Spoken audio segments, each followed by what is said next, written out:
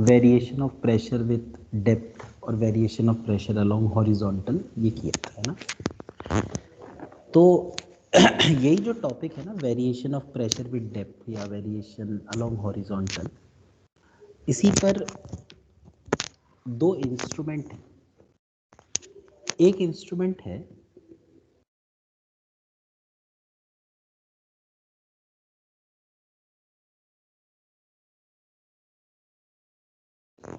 Barometer. So what is a barometer? हम लिख सकते हैं it is an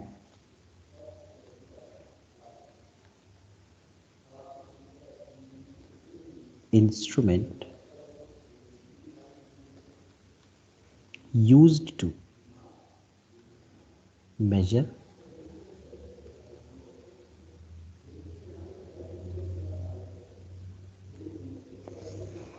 atmospheric pressure at a place। किसी जगह पर एटमॉस्फेरिक प्रेशर को मेजर करने के लिए हम लोग बैरोमीटर का यूज करते हैं। तो बैरोमीटर बनाते कैसे हैं, ठीक है। इसको बनाने के लिए ना हमको पहले मर्क्यूरी चाहिए। मर्क्यूरी की डेंसिटी आप सब लोग जानते हैं 13600 kg पर मीटर क्यूब। तो एक ट्यूब होती है इस तरह से,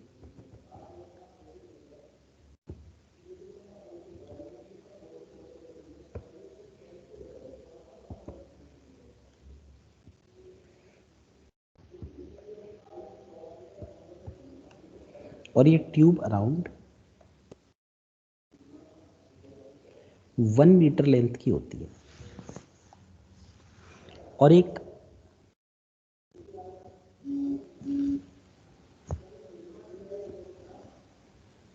कंटेनर है,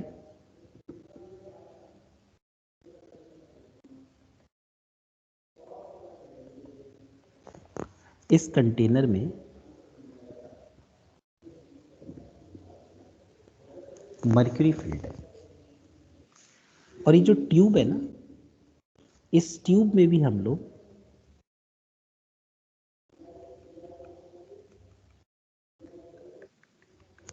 पूरी मर्क्यूरी भर देते हैं।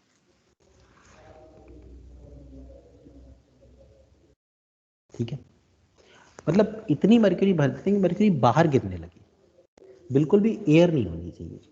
ठीक है,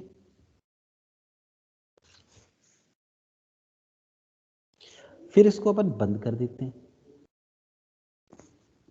और बंद करने के बाद इसको उल्टा करके इसके अंदर डाल देते हैं।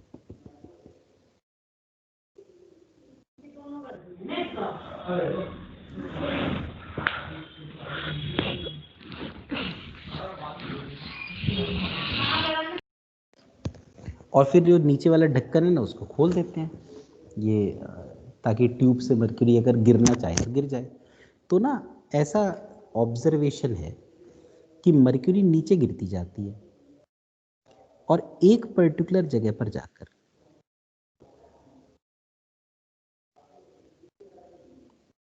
ये मर्क्यूरी रुक जाती है। ठीक है, अच्छा यहाँ ऊपर देखो, मर्क्यूरी तो नीचे गिरी, पर हवा के जाने के लिए तो कोई रास्ता है नहीं, तो इसलिए यहाँ ऊपर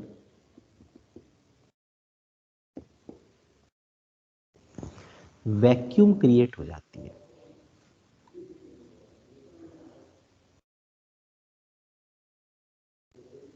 अब जिसने बैरोमीटर बनाया था ना, उसका नाम था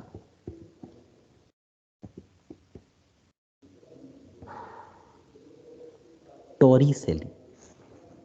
तो टॉरिसेली ने ऑब्जर्व ये किया था कि जो इस कंटेनर में मर्क्यूरी का लेवल है, ट्यूब में मर्क्यूरी उससे 76 सेंटीमीटर ऊपर है। इसीलिए टॉरिसेली ने कहा था कि जो एटमॉस्फेरिक प्रेशर है ना, वो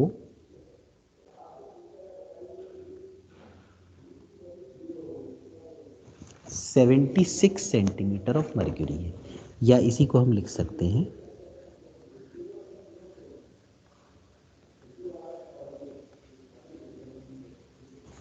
760 मिलीमीटर ऑफ मर्क्यूरी।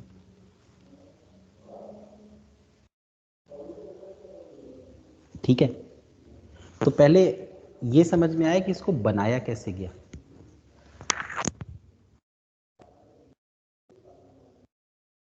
बताओ।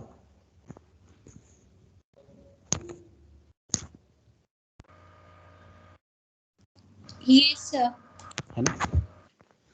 अब ऐसा उसने क्यों कहा कि एटमॉस्फेरिक प्रेशर इतना है, क्योंकि उसने ये देखा कि ये जो नीचे सपोज ये ग्रीन कलर की लाइन है, ये लाइन देखो बाहर भी लिक्विड की सरफेस पे है और अंदर भी ये लिक्विड से ही पास कर रही है, और बाहर भी मर्क्यूरी है और ट्यूब के अंदर भी मर्क्यूरी। तो एक पॉइंट अगर बाहर ले लिया जाए ए और एक पॉइंट इस ट्यूब के अंदर ले लिया जाए बी, तो जो प्रेशर ए पर होना चाहिए वही प्रेशर बी पर होना चाहिए, क्योंकि ये दोनों सेम हॉरिजॉन्टल लेवल पर है। अब जो ए पॉइंट है वो तो आप देख सकते हैं कि एटमॉस्फेयर को एक्सपोज्ड है, it is expose to the atmosphere. तो उसका जो प्रेशर होगा वो तो एटमॉस्फेरिक प्रेशर होगा। और अगर आप बी पॉइंट को देखें तो जो बी पॉइंट है उसमें सबसे ऊपर देखो, सबसे ऊपर वो एटमॉस्फेयर को एक्सपोज नहीं है, ठीक है, लेकिन सबसे ऊपर वैक्यूम है, तो वैक्यूम का तो प्रेशर 0। उसके बाद हम लोग 76 सेंटीमीटर नीचे आए तो हम लिखेंगे कि 0 प्लस एच कितना है 76 अपॉन 100 इंटू रो कितना है इंटू जी 10 या 9.8 जो भी ले लो। तो जब हम इसको सॉल्व करते हैं ना तो एटमॉस्फेरिक प्रेशर की वैल्यू आती है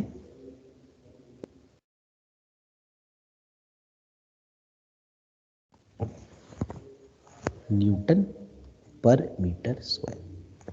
तो this is the basic working, basic principle of barometer. देख लो कोई अगर डाउट हो। सर सर इस एक्सपेरिमेंट में मरकरी का यूज करना कोई मतलब कुछ एक तो रीजन था मर्क्यूरी क्या? का यूज इसलिए भी करते हैं क्योंकि मर्क्यूरी ओपेक है ना, मतलब दिख जाती है लेवल। दूसरा does not stick to glass, glass से स्टिक नहीं करती। यही मेन दो रीजन है।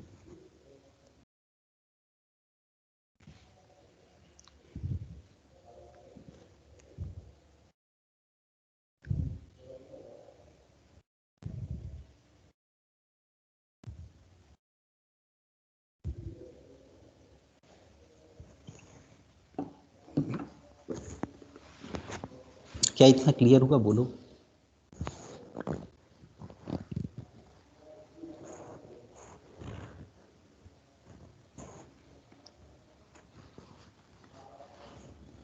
Yes sir. ठीक है, अब ये जो लॉजिक है ना, ये लॉजिक सिर्फ तब है वैलिड जब ये रेस्ट पर हो। जैसे कोई अगर ऐसा लिखे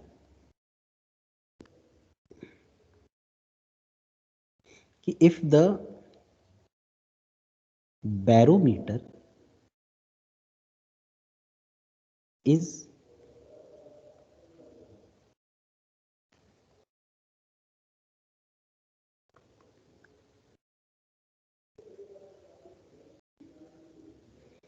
एक्सेलरेटिंग अपवर्ड्स। सपोज ये एक एलिवेटर है, इसमें एक बैरोमीटर को रख दिया गया है। सर डिस्कवर किसने किया था? टॉरी सेली ने बताया तो। टॉरिसेली नाम का आदमी था ना, ये देखो लिखा था नाम।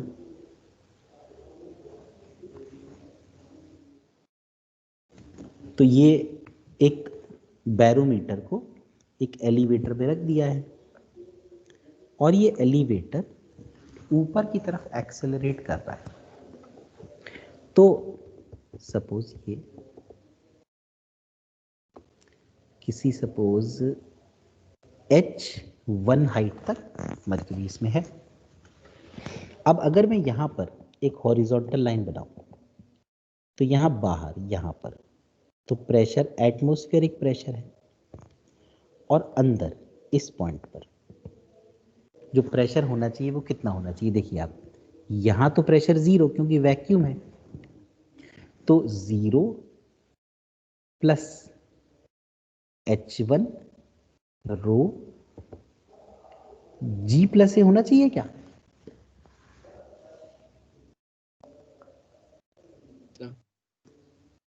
समझ में क्यों G प्लस ए?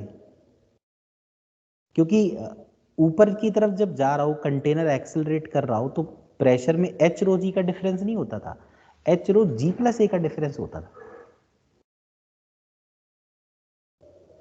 तो हम लोग ये कह सकते हैं कि इस केस में PATM इसकी वैल्यू H1 रो G प्लस ए के बराबर होगी। अच्छा, इसी PATM की वैल्यू जब वो कंटेनर रुका रहता था तो 76 होती थी। अब किसी किसी जगह पे 75 दे दें वो बात और है, लेकिन वैसे तो 76 होती। तो PATM को ही हम पिछले केस से 76 इंटू रो इंटू जी लिख सकते हैं। H1 रो G प्लस ए, अब देखो रो और रो कैंसिल, तो H1 आ गया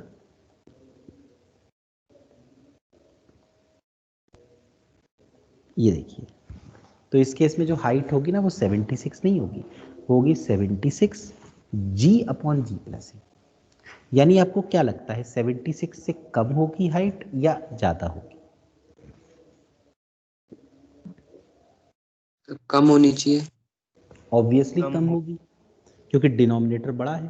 तो इस केस में जो हाइट होगा ना मर्क्यूरी की in the tube, it will be less than 76। तो हमसे पूछे क्या कभी ऐसा हो सकता है कि एक्चुअल वैल्यू से कम दिखाए बैरोमीटर? हम कहेंगे बिल्कुल हो सकता है, जब वो ऊपर की तरफ एक्सेलरेट कर रहा हो तो।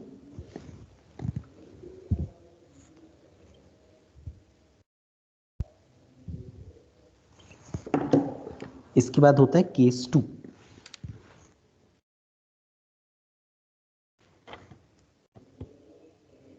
केस 2 सर एक बार ऊपर कर दो। हाँ एक मिनट।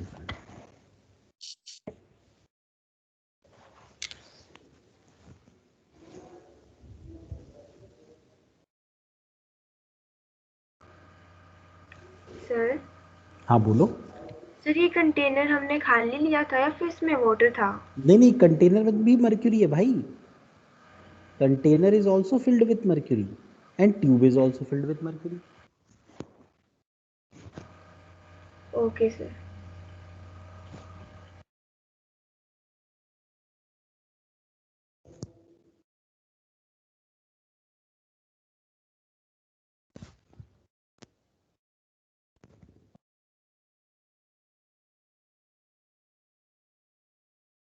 सर हो गया, थैंक यू।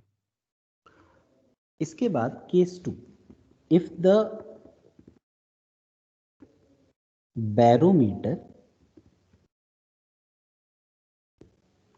is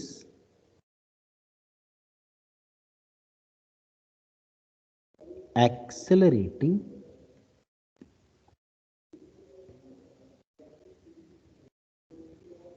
downwards, तो this is the elevator.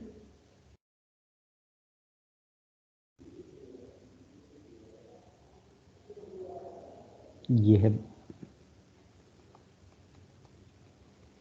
Container,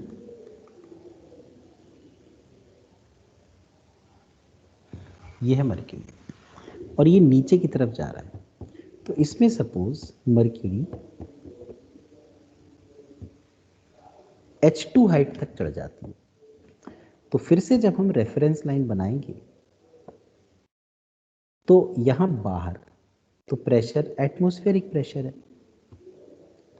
अंदर प्रेशर होना चाहिए 0 प्लस H2 रो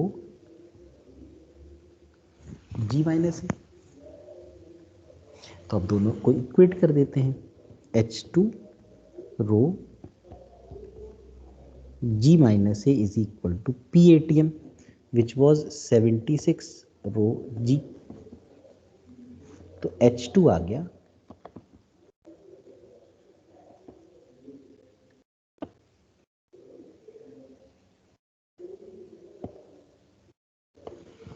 76 G upon G minus 3।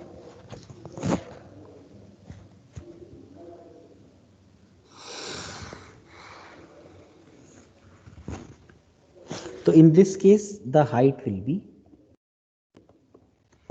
more than 76।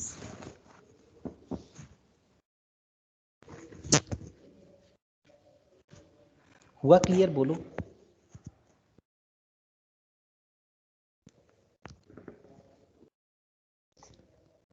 Yes sir. ठीक है,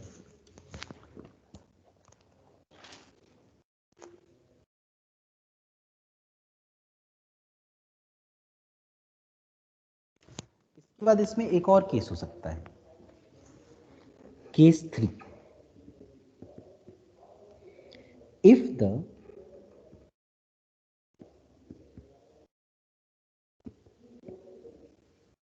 barometer tube is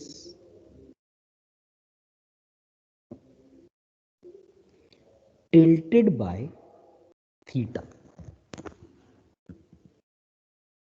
ये एक्सेलरेशन का केस नहीं है।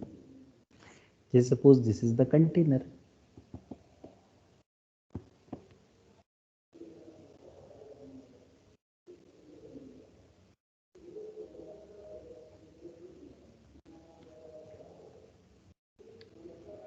और बैरोमीटर की ट्यूब वैसे तो वर्टिकल होती है, लेकिन अगर मान लो किसी ने इसको ऐसे कर दिया,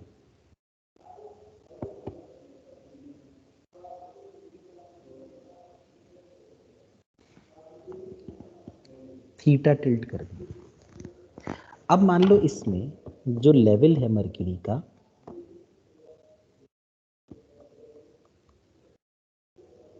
वो L है।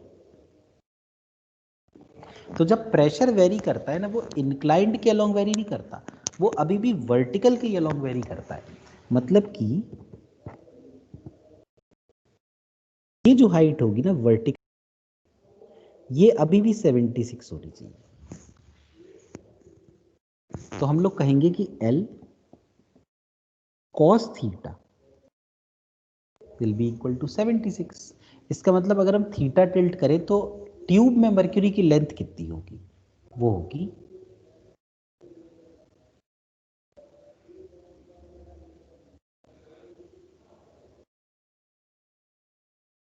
76 upon cos theta.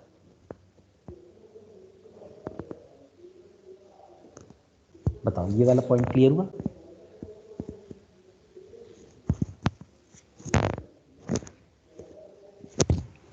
Yes sir. तो 3 केसेस हो गए ना क्लियर, ये वाले बैरोमीटर वाले।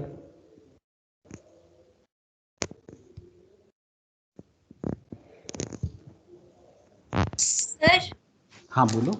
सर वो बैरोमीटर में मरकरी वाला जो आपने बताया ना रीजन, सर वो एक और बार बता दो, उस टाइम में डिस्कनेक्ट हो गई थी। एक तो रीजन ये होता है कि mercury does not stick to the glass. दूसरा होता है मर्क्यूरी इज ओपेक।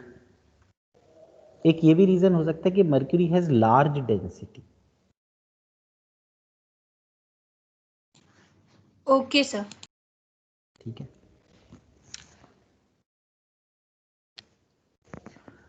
बैरोमीटर के बाद जो अगली डिवाइस है वो है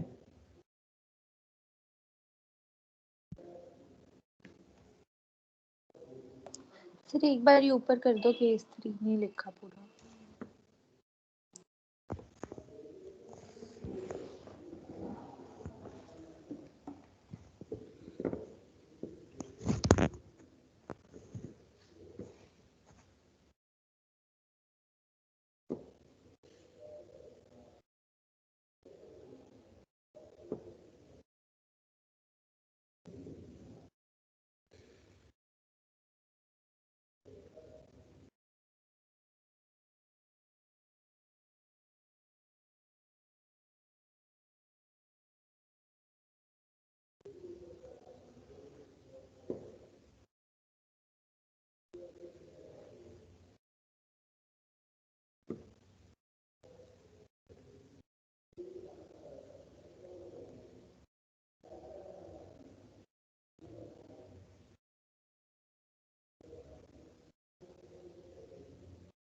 हो गया sir, thank you.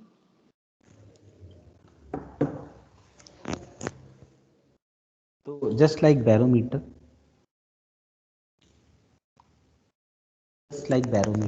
there is a device known as manometer. What is the difference between both? Work on the same principle. The main difference between barometer and manometer is barometer is used to measure the atmospheric pressure, but manometer is used to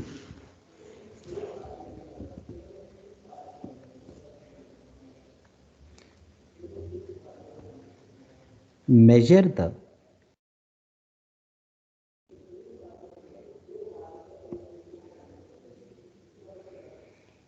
pressure of a gas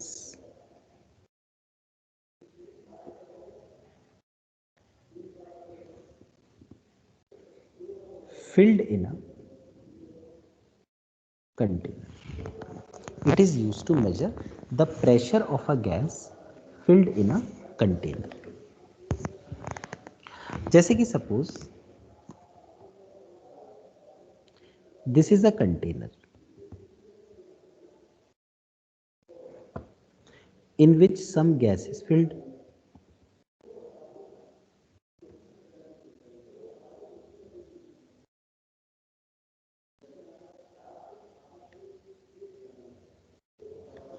अब manometer दिखता कैसे मैं आपको बता देता हूं। इसमें ना एक यू शेप की ट्यूब होती है,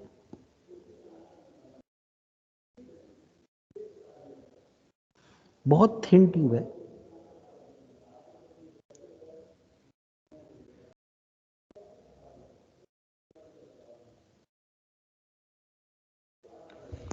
ठीक है, मतलब इसकी अपनी वॉल्यूम बहुत कम होती है।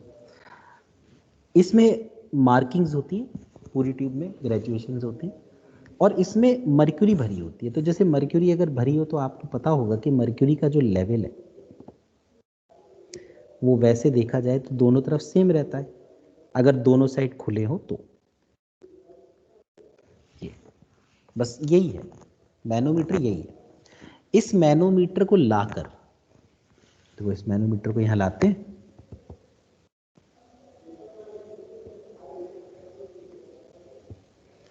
और इससे जोड़ देते हैं।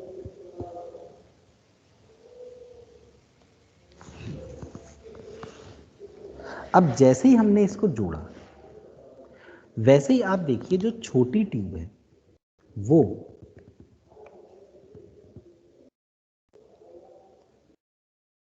कंटेनर से जुड़ गई, और बड़ी तरफ की जो ट्यूब है, राइट साइड वाली ट्यूब, वो तो अभी भी वैसी ही है। तो गैस का प्रेशर कुछ और है, बाहर का जो एटमॉस्फेरिक प्रेशर है वो कुछ और है। अब मान लो सपोज गैस का प्रेशर एटमॉस्फेरिक प्रेशर से ज्यादा है।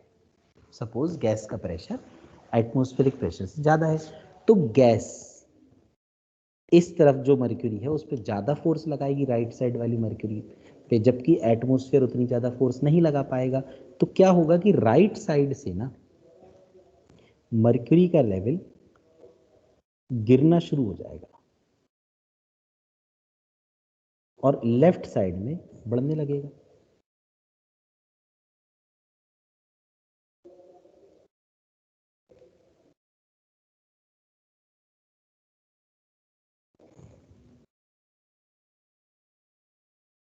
मर्क्यूरी का लेवल यहाँ पे कम हो गया और इस तरफ से बढ़ गया,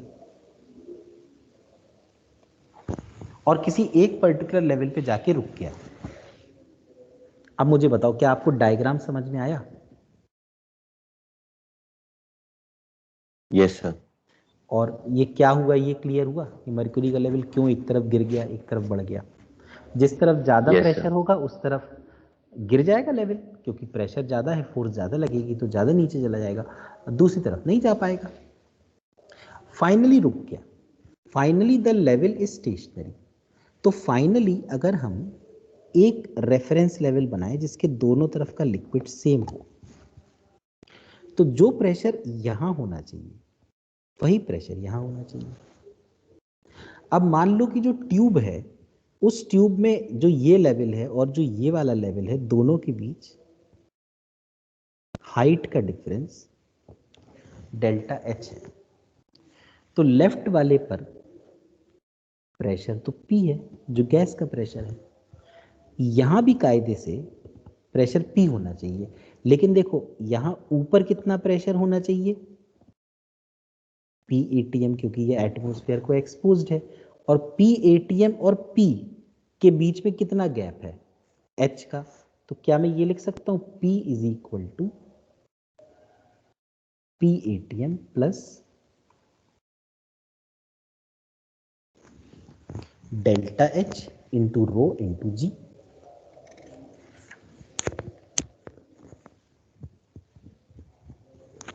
बताओ क्या ये वाला पॉइंट आपको समझ में आया, या कोई डाउट हो रहा हो तो भी बताओ।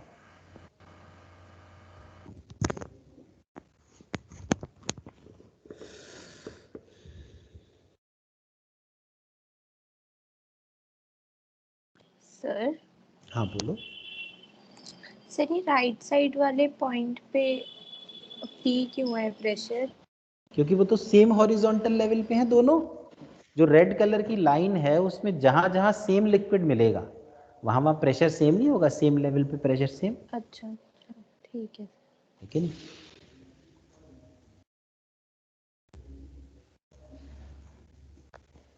तो बस अगर हमें ये पता चल जाए कि डेल्टा एच कितना है तो हम बड़ी आसानी से गैस का प्रेशर निकाल सकते हैं, क्योंकि एटमॉस्फेयर का प्रेशर तो हमें पता ही है ना कितना होता है।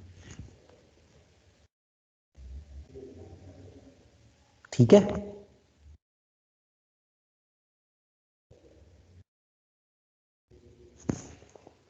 अच्छा यहां पे आप देखिए जो गैस का प्रेशर है वो एटमॉस्फेरिक प्रेशर से ज्यादा है। तो एक टर्म होता है जिसको हम कहते हैं, अच्छा इसको कई लोग अलग अलग तरीकों से प्रोनाउंस करते हैं, कुछ लोग कहते हैं गेज प्रेशर, कुछ लोग कहते हैं गॉज प्रेशर, तो आप कुछ भी बोल सकते हैं। गेज प्रेशर का मतलब होता है difference between pressure of the gas and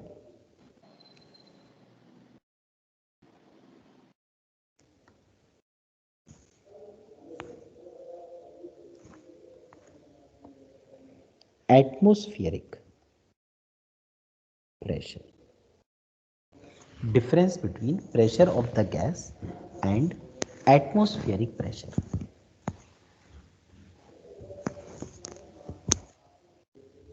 तो यहां से P माइनस P ATM यही गेज प्रेशर होगा। इसको हम क्या लिख सकते हैं,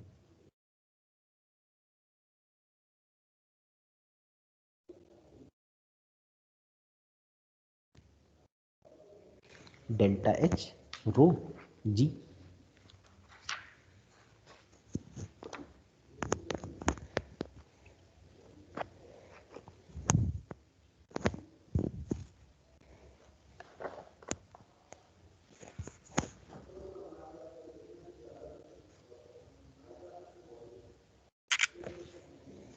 तो मैं एक क्वेश्चन आपको भेजता हूं, अपन लोग करते हैं उसको, है ना।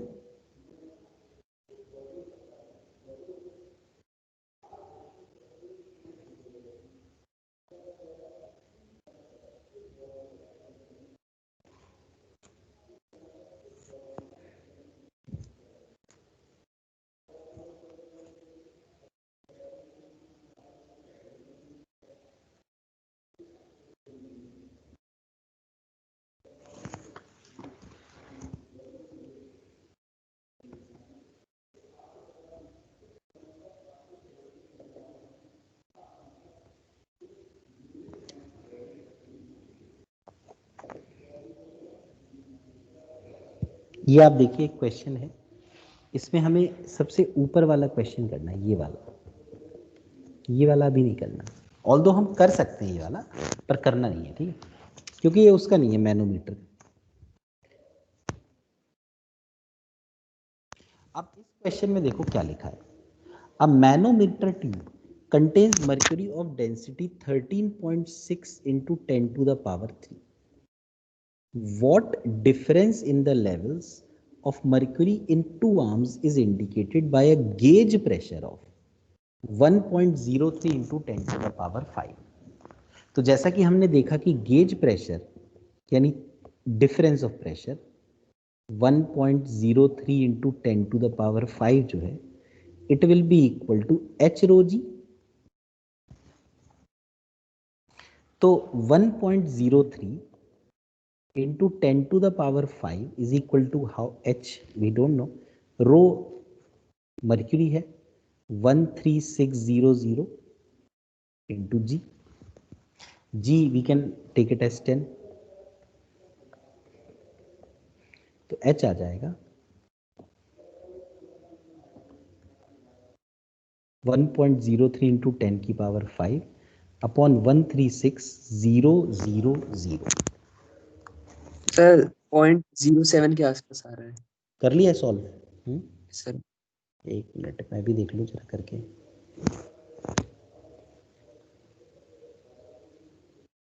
103 डिवाइड बाय ये आ रहा है 0.76. 0.76 यानी कि कितना डिफरेंस होगा? 76 सेंटीमीटर.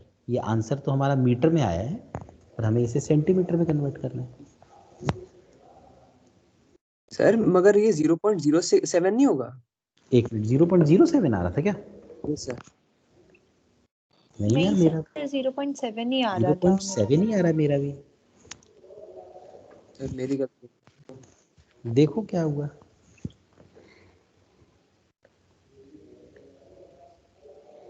तो आप लोगों को बैरोमीटर और मैनोमीटर ये क्लियर हुआ?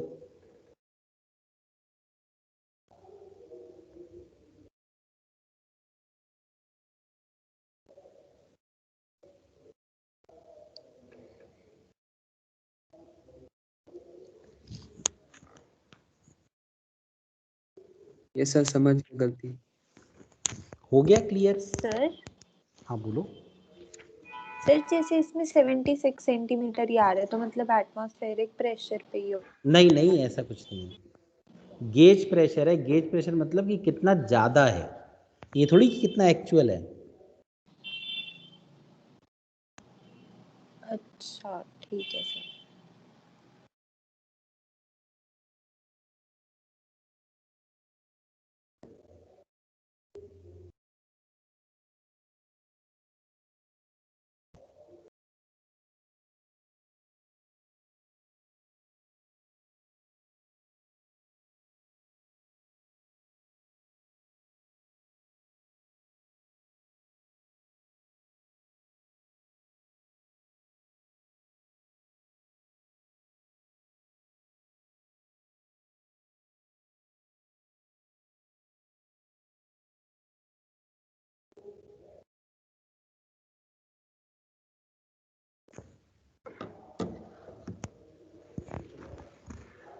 ठीक है, understood this part?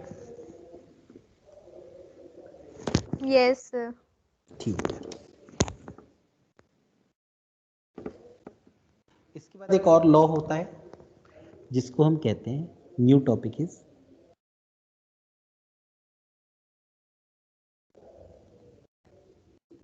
Pascal's law.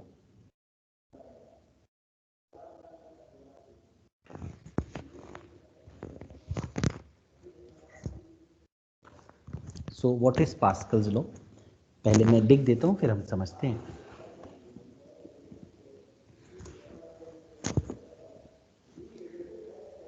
If the pressure at a point in a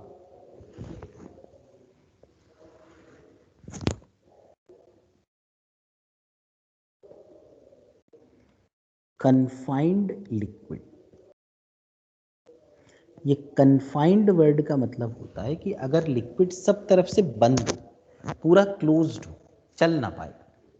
if the pressure at a point in a confined liquid is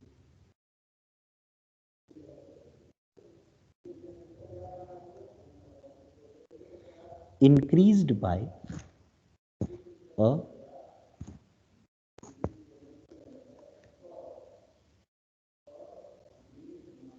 certain amount, then the pressure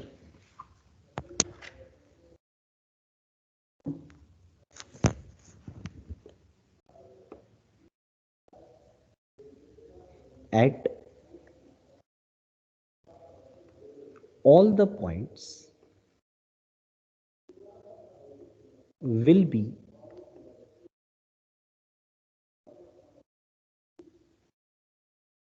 increased by the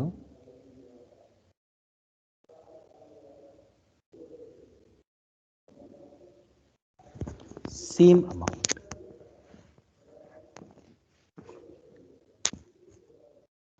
इसका मतलब क्या हुआ, मैं simple language में आपको समझाता हूँ. जैसे कि सपोज एक कंटेनर लिया,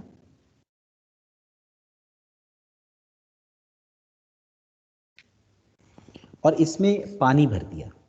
बिल्कुल ऊपर तक पानी भरना है, बिल्कुल भी खाली जगह ना बचे, तभी ये लिक्विड कहलाएगा confined liquid, which is not able to move. There is no space left except for the liquid. तो अब पास्कल ने ये कहा कि अब ये जो लिक्विड है ना, अगर ये पूरा कन्फाइंड है, ठीक है, तो इसमें सपोज आप किसी एक पॉइंट का प्रेशर, अभी जो भी प्रेशर हो, अभी प्रेशर यहाँ पे P1 है, किसी और जगह पे P2 होगा, किसी और जगह P3 होगा, किसी और जगह पे P4 होगा, क्योंकि नीचे जाने पे प्रेशर बढ़ता है, ऊपर जाने पे कम होता है. पर उसने कहा अगर मैं किसी तरह से कोई भी तरीका लगा के P1 को 1 न्यूटन पर मीटर स्क्वायर बढ़ा दूं सपोज, ठीक है, 1 न्यूटन पर मीटर स्क्वायर, तो जितने भी पॉइंट्स हैं ना, चाहे वो P1 के ऊपर हो जैसे P4 या नीचे हो, सबका प्रेशर 1 ही बढ़ेगा. ऐसा नहीं कहा उसने कि डबल हो जाएगा, ट्रिपल हो जाएगा. उसने कहा जितना बढ़ाओगे उतना बढ़ेगा. 2 न्यूटन पर मीटर स्क्वायर बढ़ाओगे तो 2 न्यूटन पर मीटर स्क्वायर बढ़ेगा. क्लियर हुआ ये वाला पॉइंट?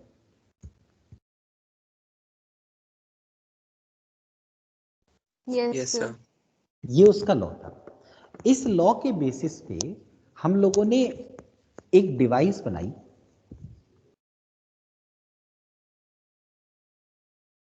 जिसका नाम है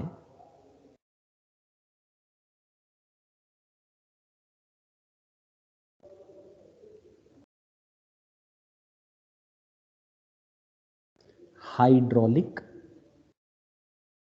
लिफ्ट. सर एक बार ऊपर कर दो.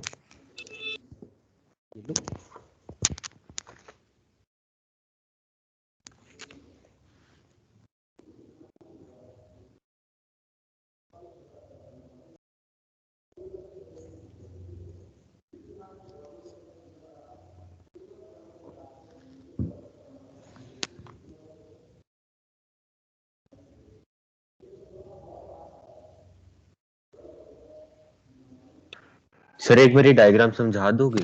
ये बोलो P4 बोलो क्या प्लस चीज, 1 ये किस चीज में डाउट? मैंने कहा किसी भी जगह का 3. प्रेशर अगर 1 बढ़ाओ ना, 1 न्यूटन पर मीटर स्क्वायर, तो सब जगह का प्रेशर Yes. 1 बढ़ जाएगा. Okay sir. अगर किसी जगह, अगर किसी और जगह का 2 बढ़ा दोगे तो सबका 2 बढ़ जाएगा. मतलब चाहे पॉइंट नीचे हो चाहे ओके ऊपर, सर. हर पॉइंट. ठीक है.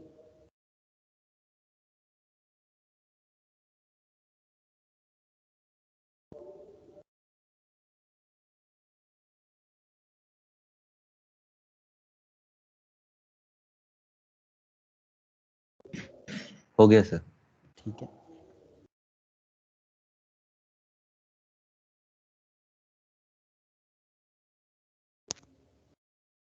तो इसी पास्कल्स लॉ पर एक डिवाइस बनाई गई, हाइड्रोलिक लिफ्ट, जैसा कि हम नाम से देख सकते हैं, लिफ्ट मतलब it is used to lift the heavy objects. ये क्या होती है मैं आपको बताता हूं। अच्छा, इससे भी पहले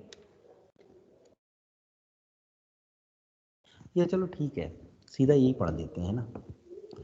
ये देखो, इसमें एक प्लेटफॉर्म सा होता है, ऐसा बड़ा सा,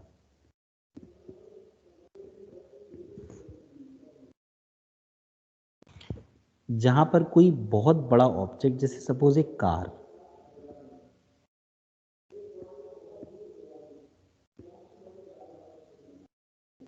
खड़ी हो गई है।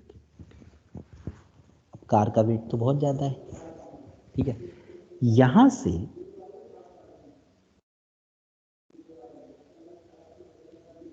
और यहां पर एक टैंक होता है।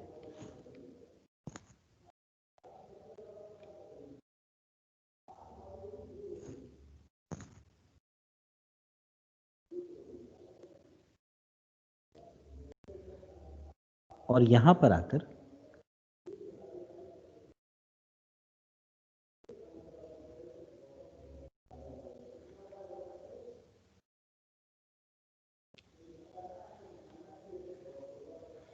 यहां पर एक पिस्टन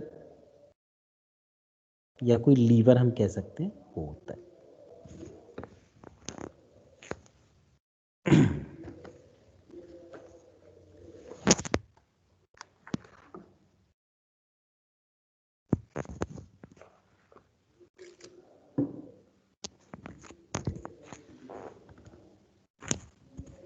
अब जैसे यहां कार खड़ी हो गई, कार का वेट सपोज W है, तो यहां W फोर्स लगेगी।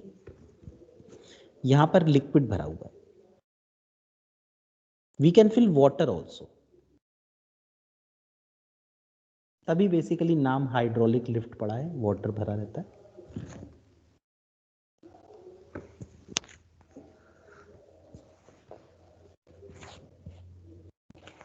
W। अब ये वेट इस पूरे एरिया पे लग रहा है, इस प्लेटफॉर्म के एरिया पे। सपोज ये एरिया कैपिटल ए, इसका मतलब कि जो W हमने वेट रखा वो ए एरिया पे रहा, तो जो प्रेशर एग्जर्ट हुआ वो प्रेशर W अपॉन ए एग्जर्ट हुआ।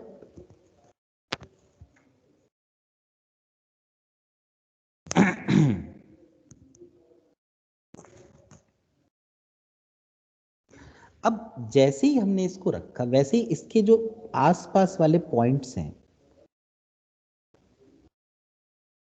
यहां का प्रेशर W अपॉन ए बढ़ गया। बोलो यार, कुछ समझ में आ रहा है? Yes sir. Yes sir. Yes sir. तो पास्कल के लॉ के हिसाब से यहां जितने पॉइंट हैं, सबका प्रेशर W अपॉन ए बढ़ गया होगा। तो ये जो पिस्टन है, इस पिस्टन के पास का प्रेशर भी W अपॉन ए बढ़ गया होगा। तो ये पिस्टन ऊपर की तरफ जाने लगा, ऊपर की तरफ जाने लगा। अब इसको रोकने के लिए हमने एक फोर्स लगाई नीचे की तरफ। अब जितना प्रेशर उस तरफ से एग्जर्ट हुआ है, अगर उतना ही प्रेशर इस तरफ से भी एग्जर्ट हो जाए तो फिर पिस्टन नहीं चलेगा। तो इधर पे जो फोर्स लगी वो पिस्टन का एरिया आप देख सकते हैं कि प्लेटफॉर्म के एरिया से छोटा है, तो स्मॉल ए लिख देते हैं इसको।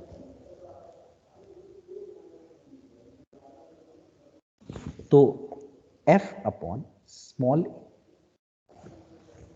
this will be the pressure exerted from the other side. Now for equilibrium, both the pressures should be same. Equal. तो इनको मैंने इक्वेट कर दिया। तो यहां से जो फोर्स लगानी पड़ी मुझे उस कार को उठाने के लिए, वो W small A upon capital A लगानी पड़ी।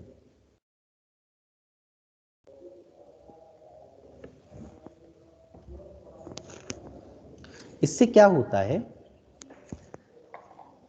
कि चूंकि स्मॉल ए कैपिटल ए से बहुत कम होता है, तो जो फोर्स हमको लगानी पड़ती है वो फोर्स इस W से बहुत कम लगानी पड़ती है।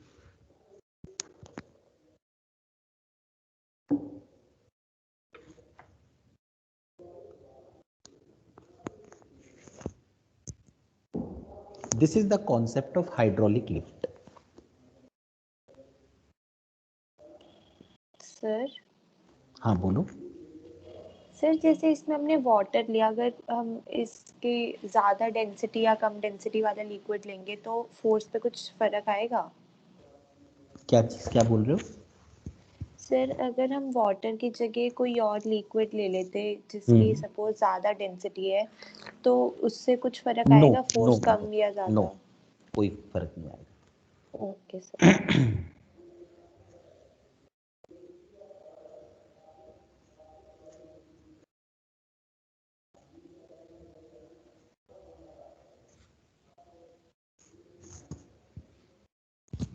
क्लियर हुआ?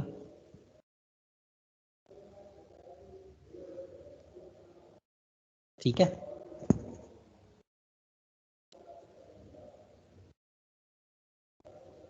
Yes sir. Okay,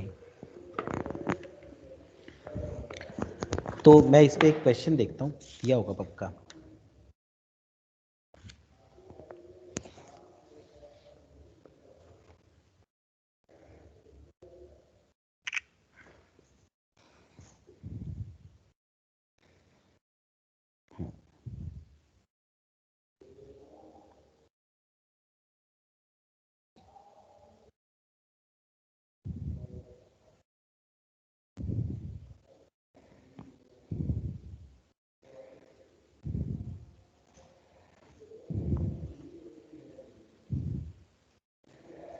just a minute.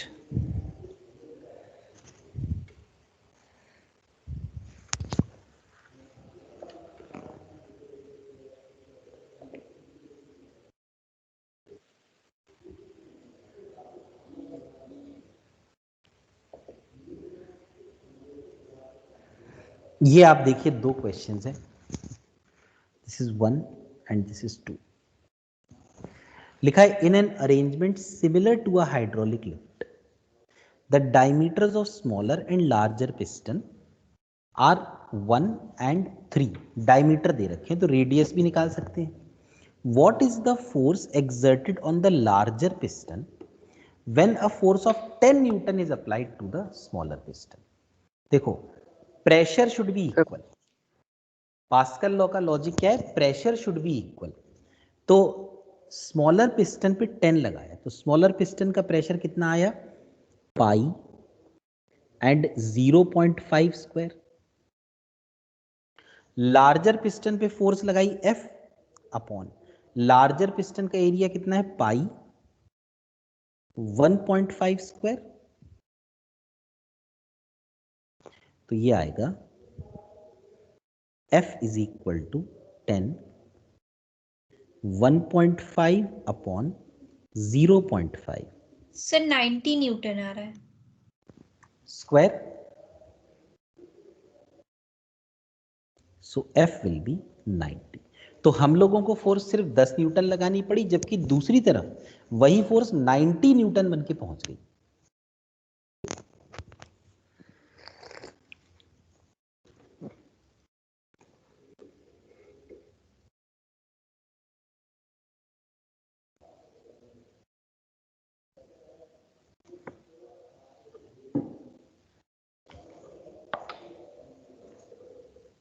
हुआ क्लियर? Yes sir. ओके, अगला सवाल लिखा है the average mass that must be lifted by a hydraulic press, this is actually hydraulic lift only, is 80 kg if the radius of the larger piston is 5 times the smaller piston. What is the minimum force that must be applied? So a smaller piston has radius r while larger piston has radius 5r. So pressure should be equal. So 80 into g mg upon pi 5r square is equal to force upon So 32 Newton. force upon pi r square. Sir 32 Newton. तो F will be 32. equal to, तो F will be equal to 800 upon 25. 25 into 3 होता है 75, तो 5 आ गया. 25 into 2 होता है 50, so it will be 32 newtons.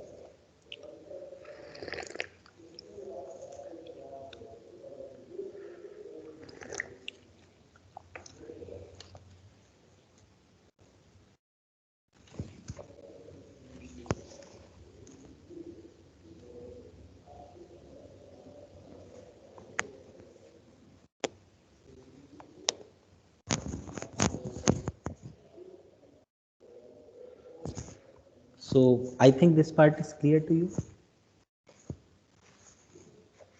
Yes, sir. Okay.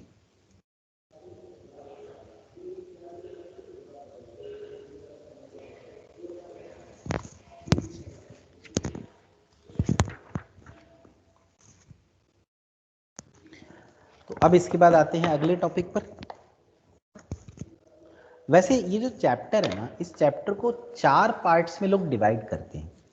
एक part होता है हाइड्रोस्टैटिक्स, जिसमें फ्लूइड्स आर एट रेस्ट. जैसे अभी हम देख रहे हैं कि हमने ऐसा कोई केस नहीं किया कि किसी पाइप में पानी बह रहा है, ऐसा नहीं किया है ना. सारे वो केस किए हैं कि जिसमें फ्लूइड रुका हुआ है. दूसरा होता है हाइड्रोडायनामिक्स, कि किसी पाइप में पानी फ्लो कर रहा हो. तीसरा एक होता है विस्कोसिटी, और चौथा एक पार्ट होता है सरफेस टेंशन.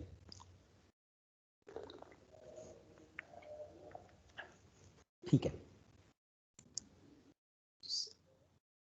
तो हाइड्रोस्टैटिक्स अभी चल रहा है.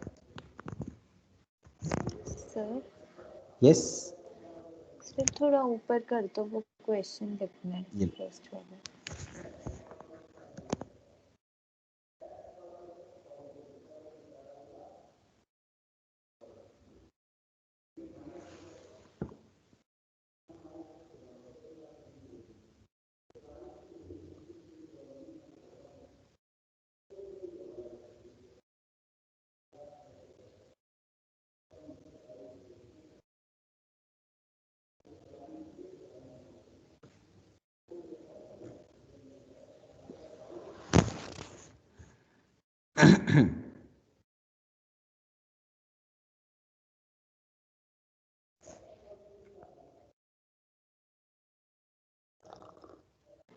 सर हो गया.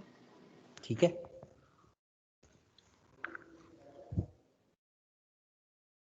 So another topic is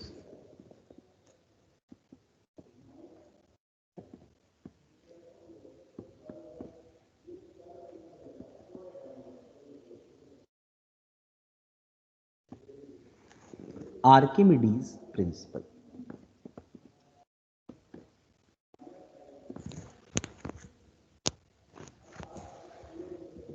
तो मैं पहले इसके बारे में लिख देता हूं. According to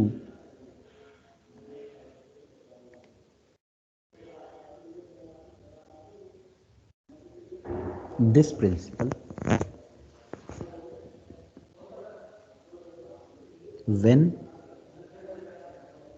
an object is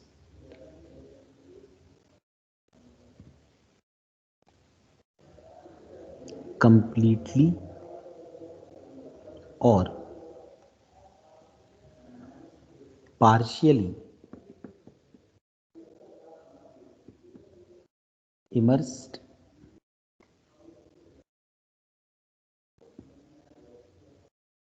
in a liquid, then the liquid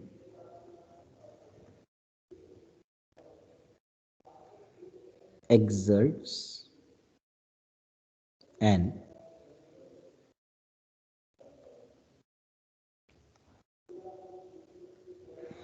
upward force on the object. Upward force on the object.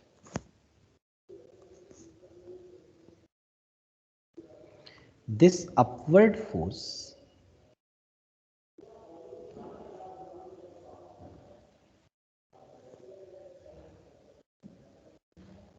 is called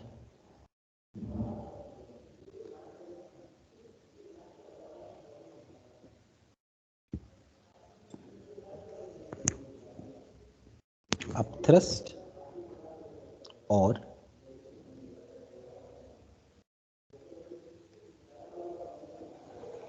buoyant force.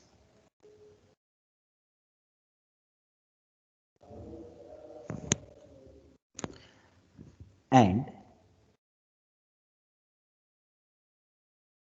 it is equal to the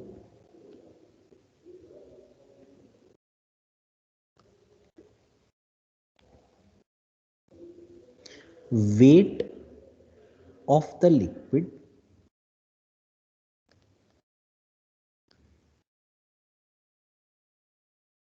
displaced by the object. तो पहले आप इतना लिख लीजिए, फिर आगे करते हैं.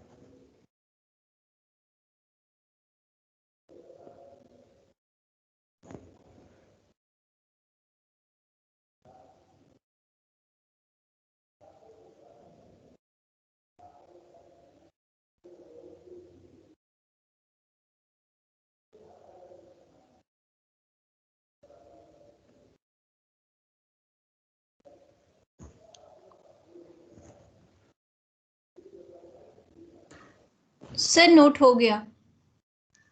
ठीक है, तो देखो क्या लिखा हुआ है, इसको ध्यान से पढ़ा जाए कि कंप्लीटली या पार्शियली, पूरा इमर्स कर दिया या थोड़ा सा इमर्स किया, दोनों ही केसेस में लिक्विड एक अपवर्ड फोर्स लगाएगा. मतलब ऑब्जेक्ट अगर लिक्विड में है तो लिक्विड अपवर्ड फोर्स जरूर लगाएगा. It is equal to weight of the liquid, not the weight of the object, weight of the liquid displaced by the object. तो अब ये देखो, ये कोई ऑब्जेक्ट है,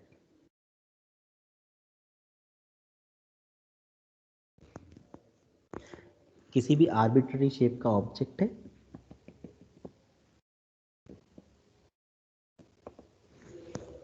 इस ऑब्जेक्ट की टोटल वॉल्यूम मैं लिख लेता हूं Vs, volume of the solid. अब एक कंटेनर है,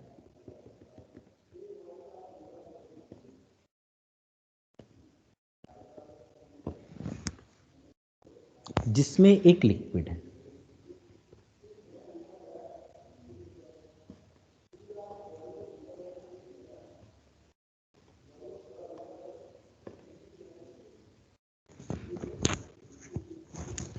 तो बेसिकली आर्किमिडीज ने क्या कहा था, बेसिकली मतलब हम लोग तो मतलब और ज्यादा डिटेल में पढ़ देते हैं, अब तो धीरे धीरे इवॉल्व हो गया, लेकिन बेसिकली उसने क्या कहा था,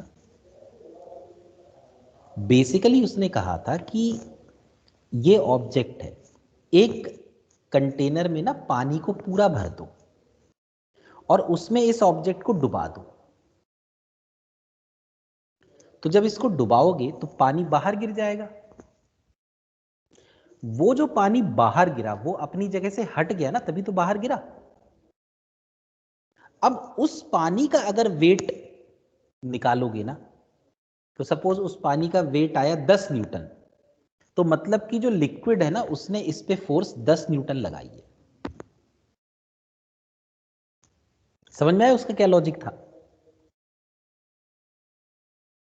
या फिर से बोलूं? सर आ गया। ठीक है, मतलब उसका बेसिक ये लॉजिक था कि भाई जितना पानी अपनी जगह से हटता है उस पानी के वेट के बराबर अपथ्रस्ट लगती है। जैसे ये ऑब्जेक्ट है, कोई ऐसा जरूरी नहीं है कि हम इसको पूरा डुबाएं। सपोज इस ऑब्जेक्ट को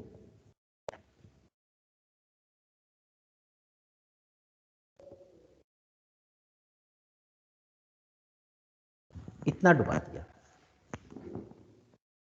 यानी only this much.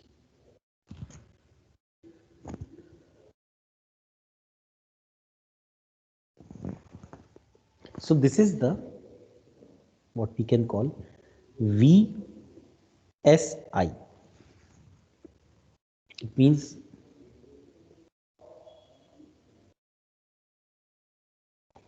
volume of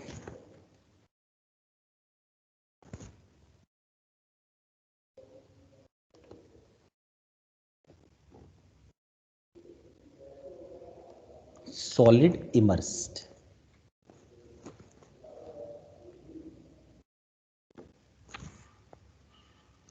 जितनी वॉल्यूम आपने इमर्स की उतनी ही वॉल्यूम लिक्विड की बाहर गिरेगी ना, या उससे ज्यादा गिर जाएगी?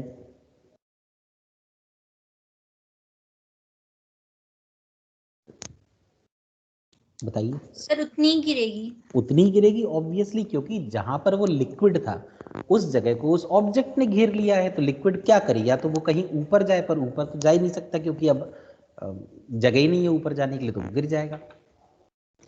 तो यहां पे मैं लिख सकता हूं कि the volume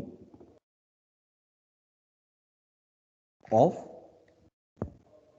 liquid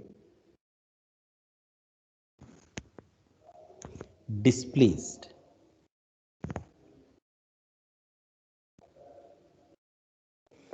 is the same as volume of solid immersed, or we can call it as VSI.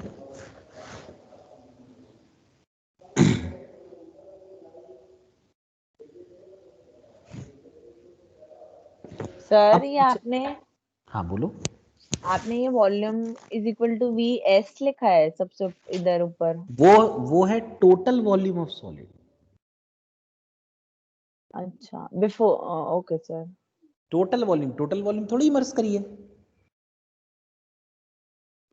Yes sir. है ना? Yes sir. ठीक है। अब अगर ये पूछा जाए कि what is the weight of the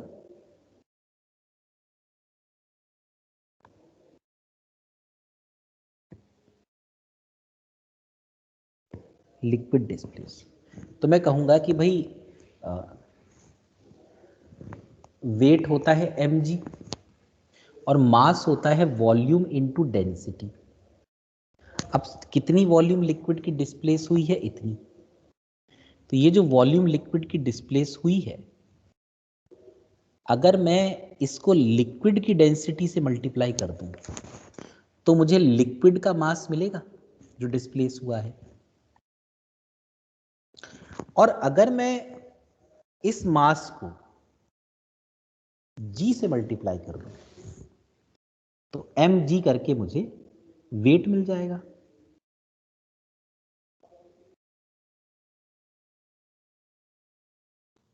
yes sir. ठीक है ना? तो जितना भी वेट लिक्विड का डिस्प्लेस हुआ अपनी जगह से हटा, उसी को वो अपथ्रस्ट कहता था। तो वो ये कहता है कि भाई इस पे लिक्विड ने जो ऊपर की तरफ फोर्स लगाई, जिसको कि हम U कह देते हैं अपथ्रस्ट, उस U की वैल्यू होगी VSI ρ L G।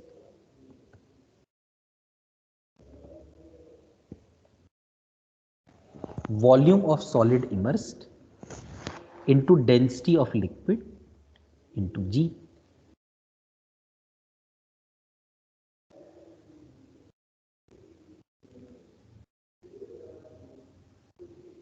Sir you क्या है? वेट है? U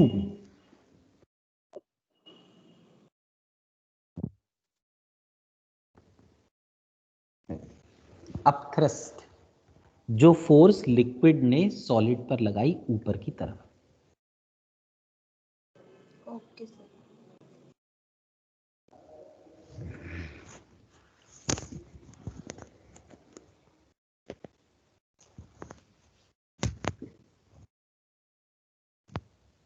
देख लो, कोई डाउट हो तो बताना।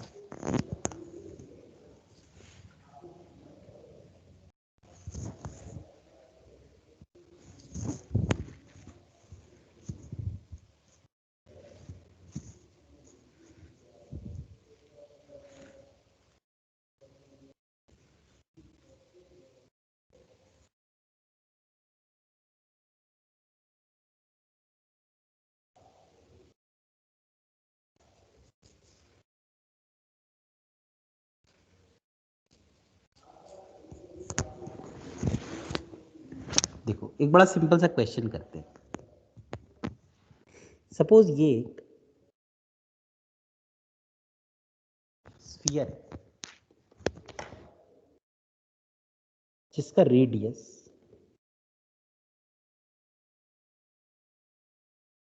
7 सेंटीमीटर,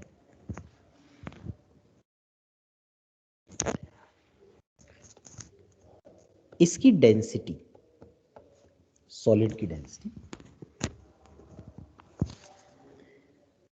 2000 kg पर मीटर क्यूब,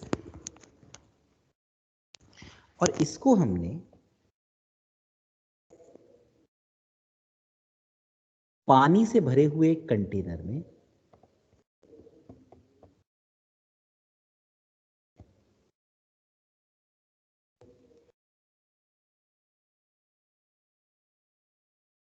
ऐसे छोड़ दिया। पूरा स्फीयर पानी में डूबा हुआ है।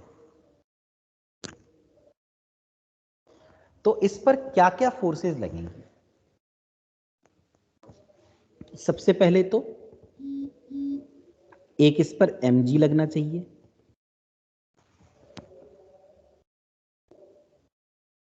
दूसरा जिस लिक्विड में ये इमर्स्ड है वो लिक्विड इस पे अपथ्रस्ट भी लगाएगा। क्या ये क्लियर हुआ? Yes sir. now what is m? Mass. Mass will be equal to volume into density. तो वॉल्यूम 4/3 पाई आर क्यूब, और डेंसिटी सॉलिड की रो एस है, इंटू जी। ये कर देंगे तो ये वेट आ जाएगा।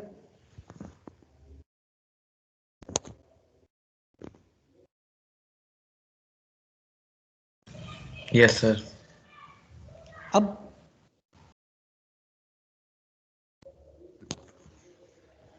अपथ्रस्ट का फॉर्मूला होता है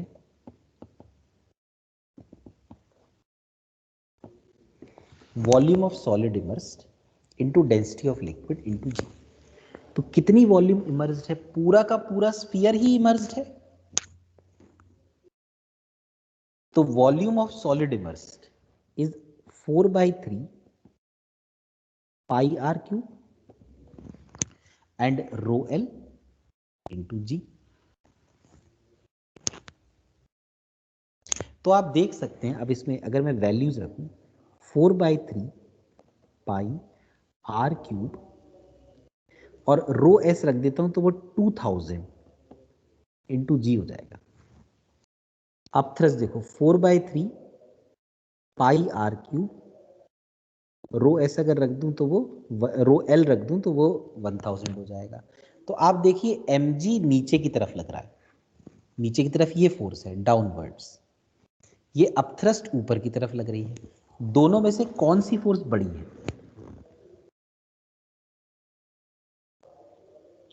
सर सर अब वेट थ्रस्ट सर बढ़ी है। वेट बढ़ी है। Weight sir weight weight weight obviously weight ज्यादा है क्योंकि यहाँ 2000 है, अब थ्रस्ट में 1000 है। तो इस स्फीयर में अगर वेट या mg ज्यादा है और अपथ्रस्ट कम है तो ये स्फीयर का एक्सेलरेशन हो जाएगा नीचे की तरफ a, and we can write weight minus upthrust is equal to ma. Now what is weight? It is 4/3 pi r cube into 2000 into g minus what is upthrust? It is 4/3 pi r cube into 1000 into g. This will be equal to ma. What is m? m is volume object का मास, यानी object की volume into object की density, तो 2000 ही है ना, into ए। अब बताओ क्या ये वाला पॉइंट क्लियर हुआ? Yes sir. तो मैं कैंसिल कर देता हूं,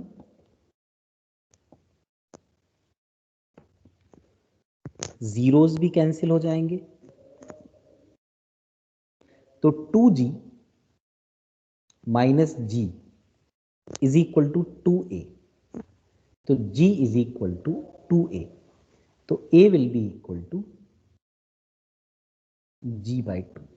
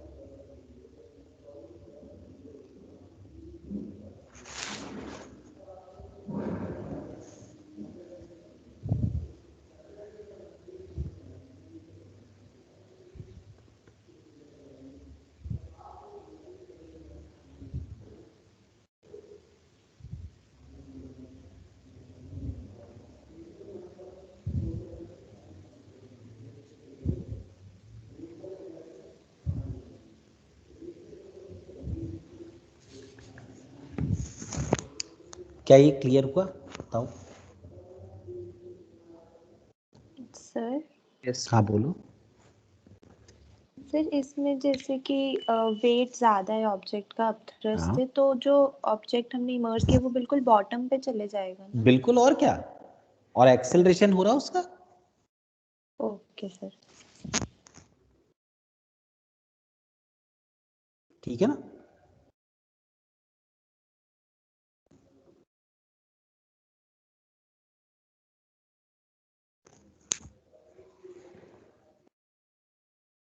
एक हम और क्वेश्चन देख सकते हैं। सपोज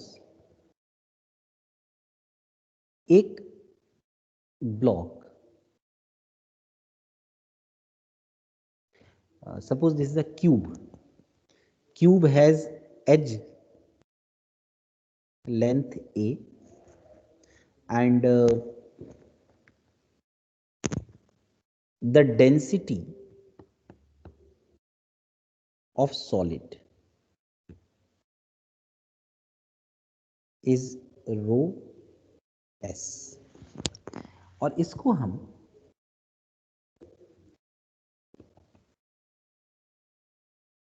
एक लिक्विड में इस तरीके से डुबा दें। अब ये तो रस्सी से बंधा है तो नीचे तो जा नहीं सकता है ना, और लिक्विड की जो डेंसिटी है ना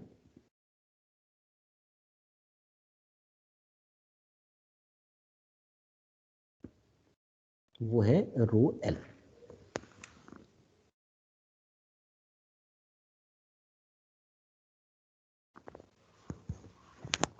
तो इस पे क्या क्या फोर्सेस लगेंगी? एक तो mg,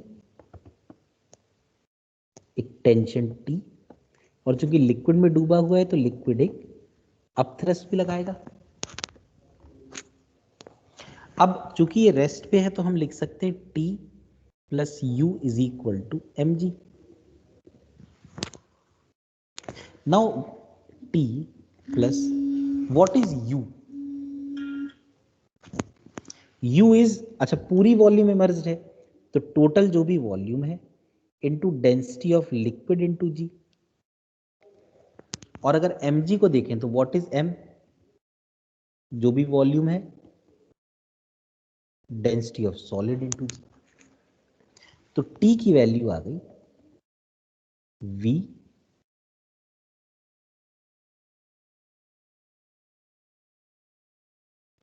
रो S minus rho L into G। ये जो टेंशन आई है, इसी टेंशन को हम लोग चाहे तो एक और नाम से बुला सकते हैं,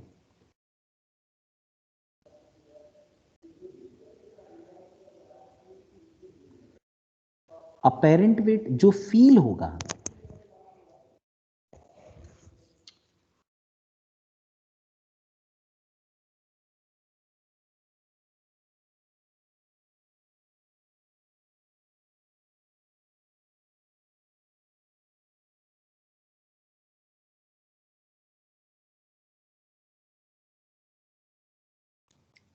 सर अपेरेंट वेट मतलब आपने क्या बताया? जो हमें फील होगा, मतलब कि जैसे अब सपोज कोई आदमी इस ब्लॉक को ऐसे पकड़े हो धागे से, तो जब वो वैसे ही एयर में पकड़े है तो टेंशन उसे mg के बराबर फील होगी। अब पानी में डुबा के पकड़े हुए हैं तो उसे mg के बराबर थोड़ी फील होगी, उसको mg माइनस अपथ्रस्ट के बराबर फील होगी ना, ये सर है ना। तो यहां पे हम एक लिख भी सकते हैं कि apparent weight is actually true weight, this is true weight, actual weight, minus this is upthrust।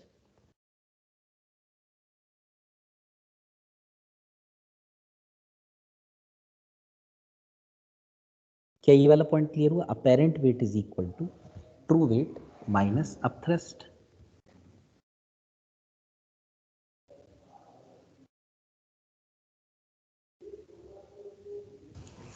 Yes sir. हम इसको सॉल्व भी कर सकते हैं चाहे तो, जैसे वॉल्यूम इनटू ब्रैकेट में density of solid minus density of liquid into g. ये तो अपेरेंट वेट का एक फॉर्मूला है। अब अगर आप एक रो एस से मल्टीप्लाई कर दें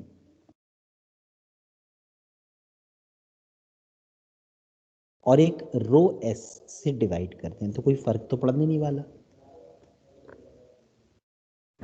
पर आप ये देखिए volume into density of solid, ये मास हो गया ना m, rho S upon rho S हो गया 1 minus rho L upon rho S into g. ये जो m, ये तो मास है, और g तो mg हो गया ट्रू वेट।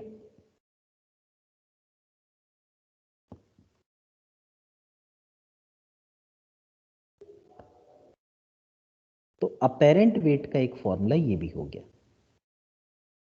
ट्रू वेट और ब्रैकेट में 1 minus rho L upon rho S.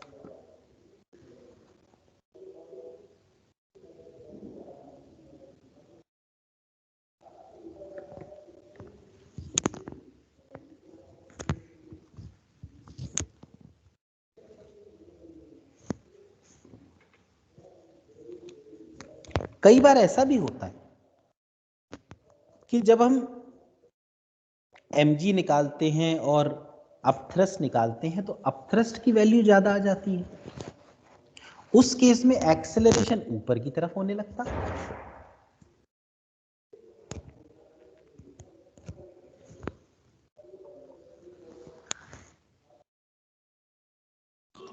Sir TW क्या है? True wait.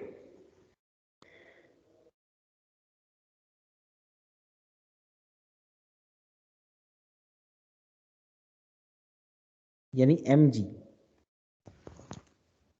Okay sir.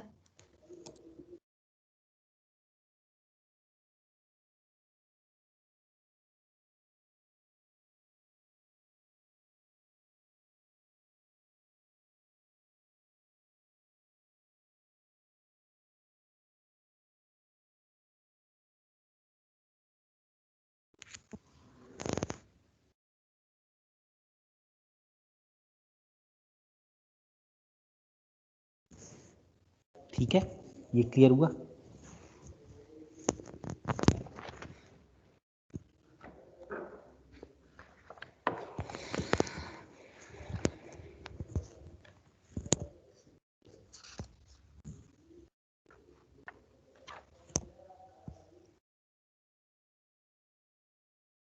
अच्छा, एक चीज आप मुझे बताइए, सपोज ये वाला केस है, ये वाला केस, इस केस में mg is equal to T plus upthrust. mg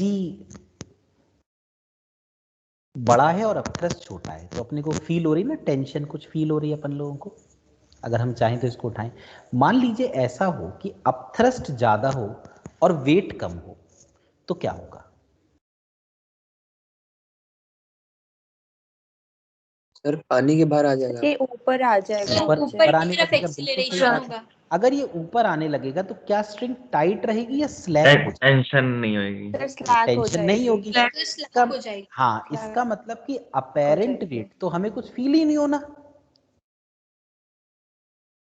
क्योंकि अपेरेंट वेट तो तभी फील होगा ना जब वो नीचे की तरफ जाने की सोचे, तभी तो हमें फील होगा कि हाँ इट इज हैवी। यस क्या लगता सर। है ना? इसीलिए Yes, sir. अगर कोई ऑब्जेक्ट फ्लोट कर रहा हो ना, तो उसका अपेरेंट वेट होता ही नहीं है, जीरो होता। क्योंकि अपेरेंट वेट सिर्फ वैलिड किसके लिए है? जिसमें वेट ज्यादा हो और अपथ्रस्ट कम हो। तो यहां मैं लिख देता हूं कि for a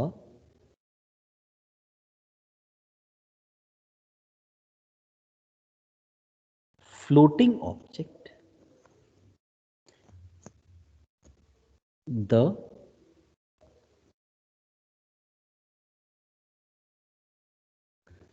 apparent weight is 0.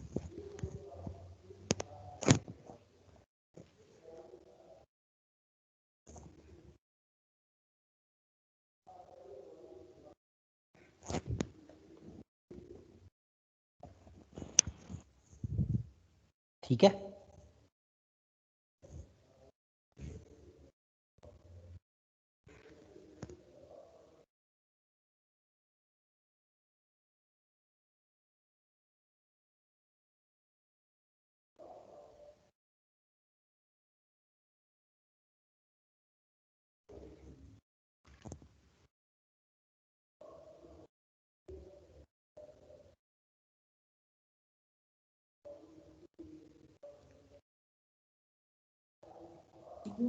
Sir हो गया नोट।